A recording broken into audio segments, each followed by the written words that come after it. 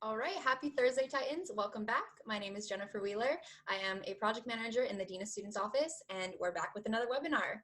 This week, we're connecting with Disability Support Services. Now, this is an office that does a lot of work for a lot of students on campus, and it kind of goes on behind the scenes. So you may not have heard of them if you're not directly connected with them, but that's okay. I have someone here today to explain everything that they do, how they could help you, what you would need to qualify for their services, and how to connect with them if you're interested.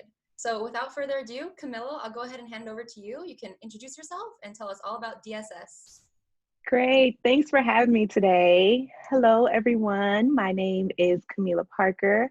I am one of the DSS specialists at Cal State Fullerton and excited to be here to give you guys some information on DSS services at Cal State Fullerton.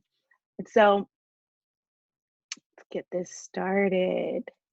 So my name's again Camila Parker. I use she, her, hers pronouns. And in the disability office, there's 4 specialists that meet with all of our students that apply to our office and that are connected with the specialist. All students are connected with the specialist. And we go by a college-based model. So for myself, I work with the School of Business, the School of Education, the School of Communication, international students, and the Extension program. And just a little bit about myself. I have experience in K through 12, community mental health, as well as community colleges.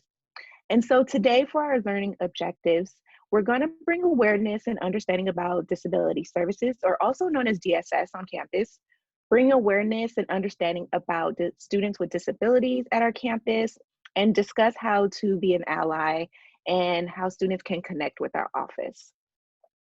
So to define disability, because some individuals may not know, there is a definition. So it's the Americans with Disability Act.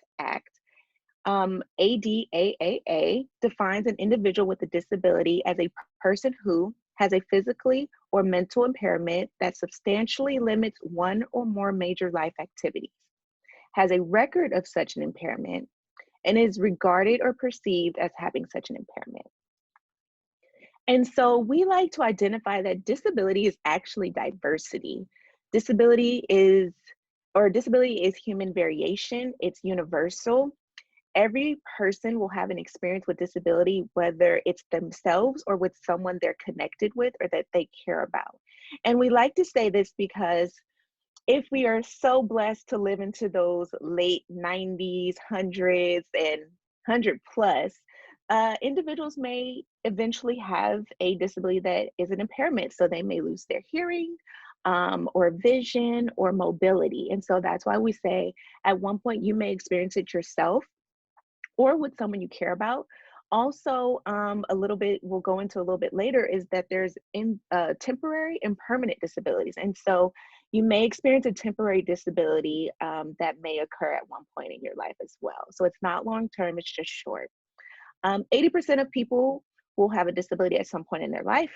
And it's one of the largest minority groups in America, so 1 in 5 individuals. And again, there's different disability types.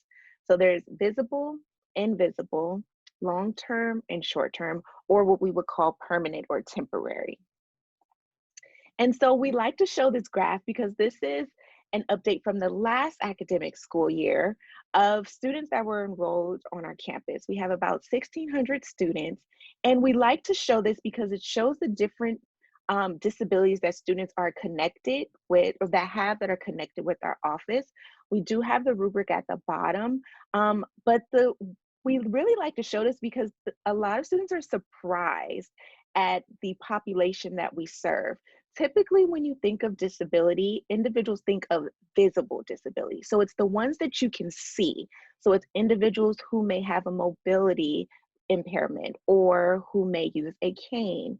But a lot of disabilities are psychological, and those are considered our invisible disabilities. So it's things that you can't see on the outside, but although that person has it on the inside.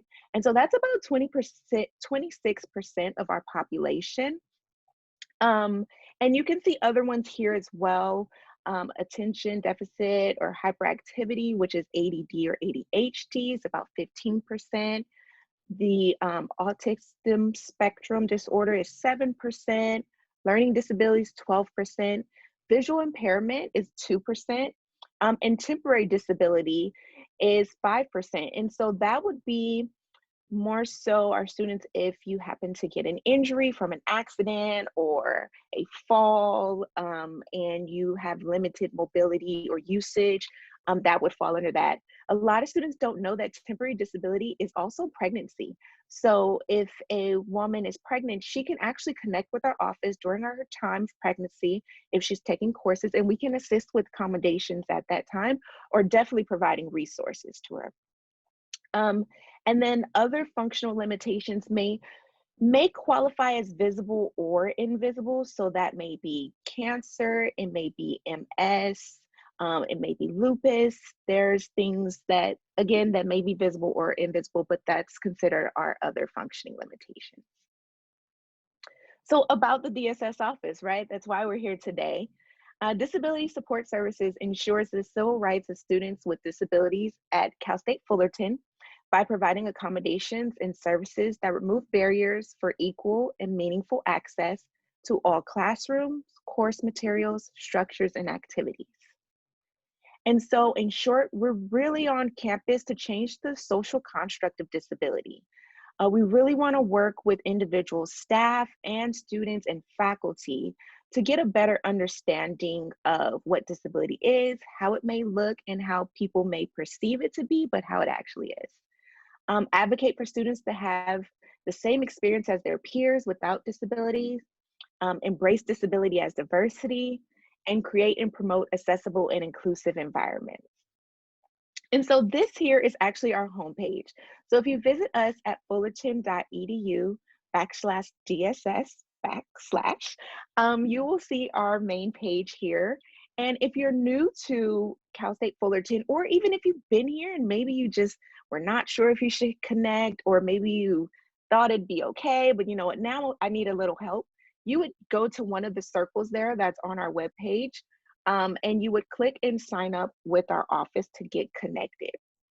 And we also have a bunch of resources, and also information to contact with our office, which I will give later on as well.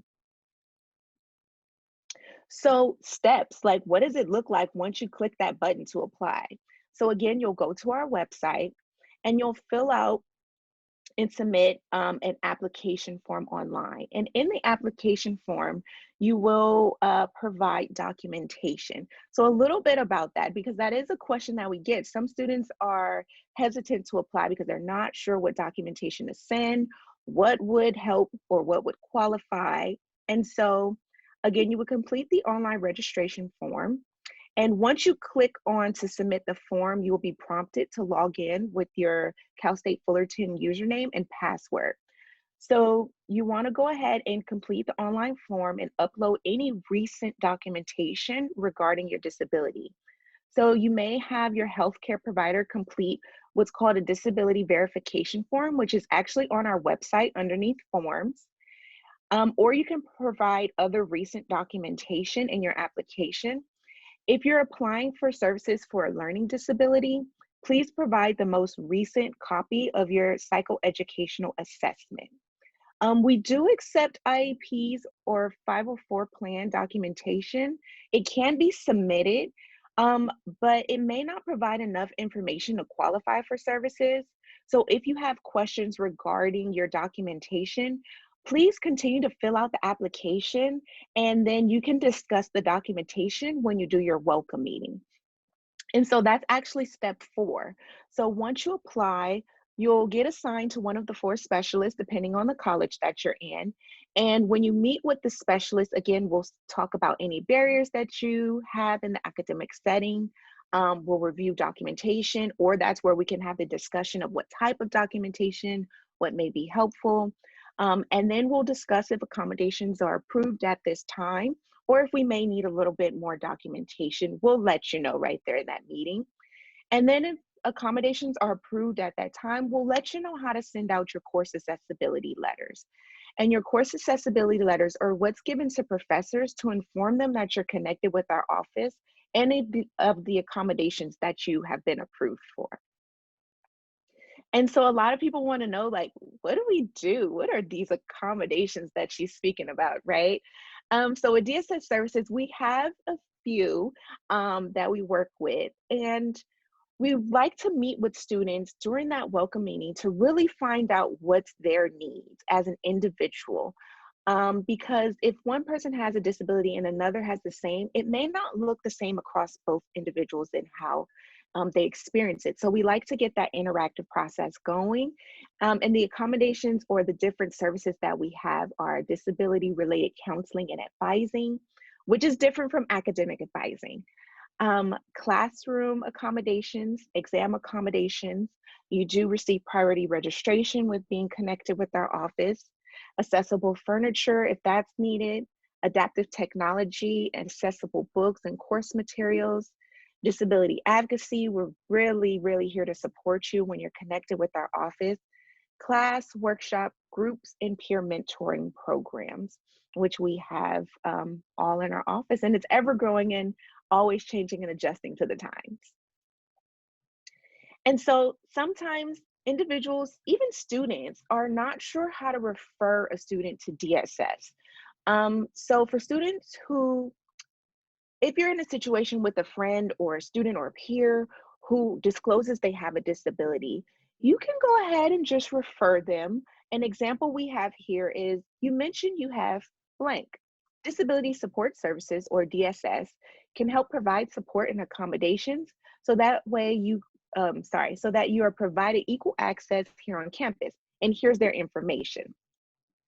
And that's one way you can do it. Another way is if a student doesn't disclose, but you may feel that it may be beneficial for them to connect with our office, you can do the 3 referral rule, which we like to state. And so what it is choosing 2 or 3 support services on campus and clump them together when you're talking with the students. So for instance, here's some campus resources that you may want to check out for additional support.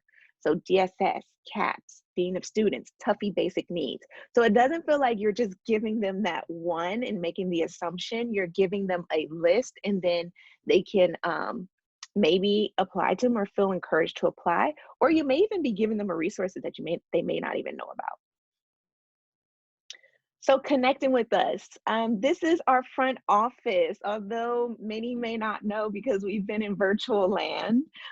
This is what we look like on campus. This is our front door here. And so once things get back, we would love to have you back in. But of course, don't wait till then. Connect with our office now. We are still up and running. We're still fully functioning. We're meeting with students. We're providing accommodations. We're talking with professors, we're doing trainings or workshops. We are here, and we're here to support and always willing to connect.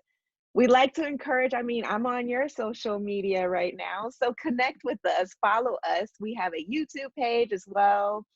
We have Instagram, Twitter, and Facebook. We definitely like to post information about different awareness days, information that we're doing with our campus and advocacy and support, and just some information and encouragement. I like to point out we do have ASL Fridays where we are teaching small statements on how to communicate with ASL. If you have any questions, you're more than welcome to reach out to our office via email. You can't visit us right now, but that's where we will be when we get back. And you're always welcome to call our office and leave a message. We do have our front desk staff that's checking voicemails and occasionally contact or intercepting calls. She is on the phone sometimes. But you're more than welcome to reach out to us if you have any questions, if you have any concerns about connecting, if you're not sure if you should connect or if a peer should connect, feel free to reach out to us. This is our lovely staff here on campus. Well, right now we're virtual, but this is our lovely staff. And so if you see any one of our faces, we're always willing to help and connect and get students more information on DSS. And so thank you for having me today. I definitely hope we hear from more students. And if you have any questions, again, we're more than welcome to be here with you. Thank you so much, Camilla. That was so good. I know I learned a lot, so I'm sure our Titans did as well. I also want to say shout out to your social media. I have learned so much from the post and what you're putting on your story. So Titans, if you're not following DSS already, give them a follow. It will be linked in the description, in our caption. So make sure you hit that follow. Thank you again, Camilla. Can't thank you enough. I'd love this collaboration. And until next time, we'll see you later, Titans. Bye. Bye, guidance.